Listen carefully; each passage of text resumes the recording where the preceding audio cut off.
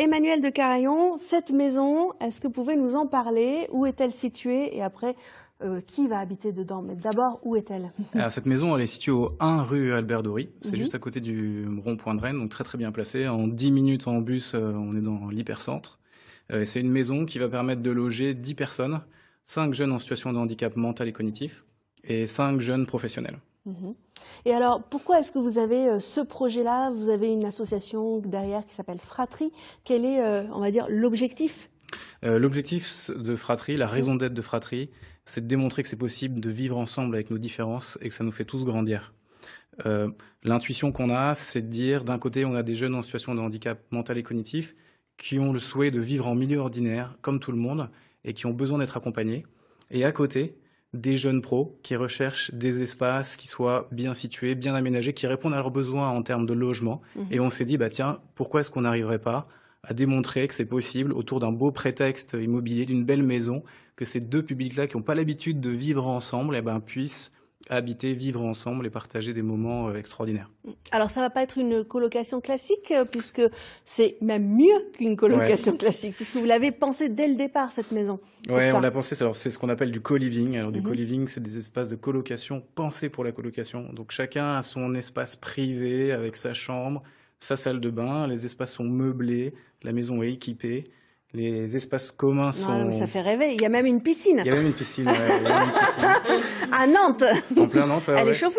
Elle est chauffée. Ah, c'est pas très développement durable, mais à Nantes, c'est un peu nécessaire quand même. Alors, en fait, on l'a pas cherché, cette piscine. Quand on a visité cette maison, elle y était, et on s'est dit, mais oui, évidemment, pourquoi est-ce que les personnes avec handicap, elles auraient pas le droit, elles aussi, de profiter d'une piscine?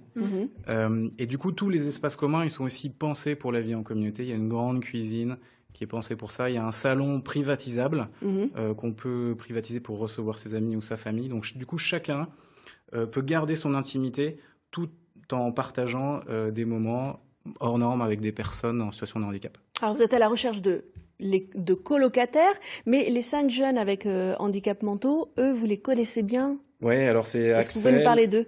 Pauline, Emma, Valentin et Maxime. Alors, ils sont tous les 5 nantais. Ils habitent tous les 5 encore chez leurs parents. Il y en a un certain nombre d'entre eux qui travaillent déjà en milieu ordinaire. Et nous, on va aussi les accompagner, puisque sur place, dans un appartement indépendant, va vivre Étienne, qui est salarié de notre association, qui lui va prendre soin d'eux et les accompagner dans toutes les facettes de leur vie, pour essayer de leur trouver un travail en milieu ordinaire, pour les accompagner jusqu'à l'inclusion sociale, aussi leur proposer des activités associatives, sportives, pourquoi pas des cours de théâtre. Donc en fait, acquérir une autonomie, puisque ça va être la première fois qu'ils vont vivre en dehors de la famille. Exactement, c'est leur première fois. C'est la première fois qu'ils vont vivre en dehors de chez leurs parents, et en même temps, ils aspirent vraiment à ça, parce que ce sont les seuls dans leur famille à être en situation de handicap, et ils nous disent, mais moi, j'ai pas envie de passer toute ma vie qu'avec des personnes en situation de handicap, donc je suis très content de pouvoir vivre avec des personnes dites valides. Matou, je veux réagir. Ah oui, je trouve ça super, je trouve ça génial. Moi, je suis marraine d'une association à Angers qui est aussi présente à Nantes, qui s'appelle Toi à moi, et qui trouve des logements, qui fait financer par des dons des logements pour les personnes qui sont à la rue, pour finalement leur donner une chance de se réadapter à une vie plus normale, entre guillemets. Et ça me parle énormément, ce projet-là. Et j'ai un enfant, j'ai un mari, mais sinon j'aurais bien pris une petite chambre, moi.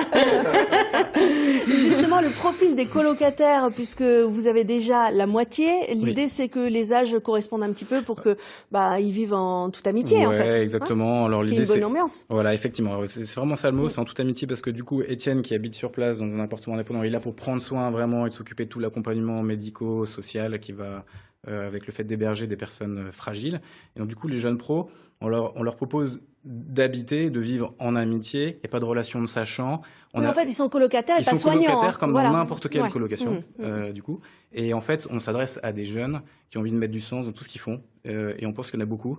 Et donc, de mettre du sens dans la manière de se loger, tout en gardant, encore une fois, son intimité, sa liberté, et en profitant de cette maison qui est pensée pour eux aussi, qui est bien placée, proche potentiellement de leur job, qui est bien aménagé, avec tout un tas de services compris, et puis beaucoup de flexibilité. Et vous dites on pense, parce que c'est une première. Donc là, c'est un test, vous allez voir si ça fonctionne ou pas. Exactement, c'est un test. Et puis, comme on a beaucoup de demandes aussi dans d'autres villes, on regarde aussi un autre projet. En ce moment, on travaille sur un autre projet à Rennes.